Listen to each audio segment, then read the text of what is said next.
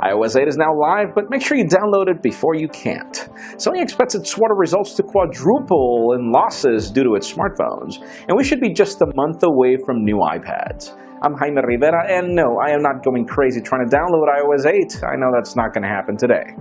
This is Pocketnow Daily.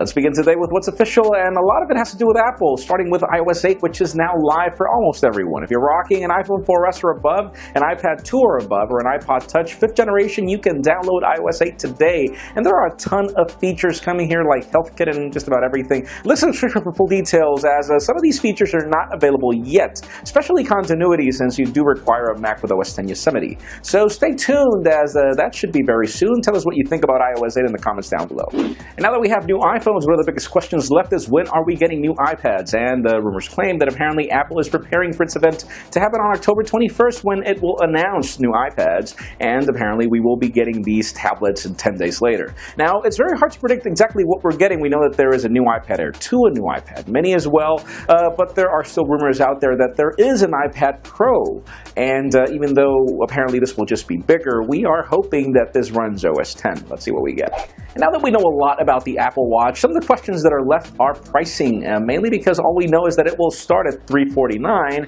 We don't know exactly how much it'll retail in other editions. And if you remember some rumors from early this year, there were claims that it would cost thousands of dollars. And now that you think about the fact that there are 18-karat gold Apple Watches, it seems that that's true. And John Gruber is actually predicting that some will cost between $5,000 and $10,000, which is crazy. I mean, who would pay that much for a piece of technology that will be worthless a year from now? I don't think anybody would. I think that there is a problem with this gold edition of Apple Watches, but let's see how Apple plans to figure that one out. Now let's talk about Microsoft. The company's CEO, Satya Nadella, was recently on a meeting with the Chamber of Commerce in Seattle. And when being asked what he was planning to do to lift all the market share issues they have with mobile, according to Nadella, and listen to this, he feels that the success in mobile has nothing to do with market share. According to him, the fact that his products are being used is a clear example that mobility is working for Microsoft. The problem is, if your products aren't being used by many people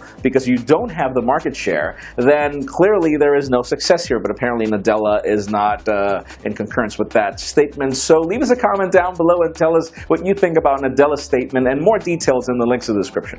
And finally, for the very interesting and disappointing news of the day, Sony's already preparing for its quarter results call, and as it turns out, the company is already forecasting that it will lose a ton of money. And apparently all that money that they're losing is due to their mobile strategy. It turns out the company is expecting something below $1.7 billion in losses only from the mobile division, because of everything they're trying to do to sell their mobiles, which is really interesting. I mean, you see Sony's Xperia Z3, their Z2. These are great smartphones. Sony has innovated with a lot of things like waterproof technology on a phone that doesn't look like a tank. And you would think that these products would be enough for the company to succeed, but that leads me to the question of the day. If you use a Sony Xperia phone, tell us what you like about it, and if you're not, tell us why you haven't bought it. What do you think Sony needs to do to regain its market share? Because in my case, I'll be honest with you, the biggest problem is that they're completely ignoring the US market, the market where they should be strongest, especially with the whole reputation Sony has. But leave us a comment down below. What do you think? Friends, yes, you know the drill. If you want to get the news earlier before this video was filmed, make sure you follow us on Pocketnow.com and subscribe to our YouTube channel as well. You can also follow me on Twitter, Jaime_Rivera. Please give this video a thumbs up if you like what you saw. I am Jaime Rivera. Thank you very much for watching. We will see you tomorrow.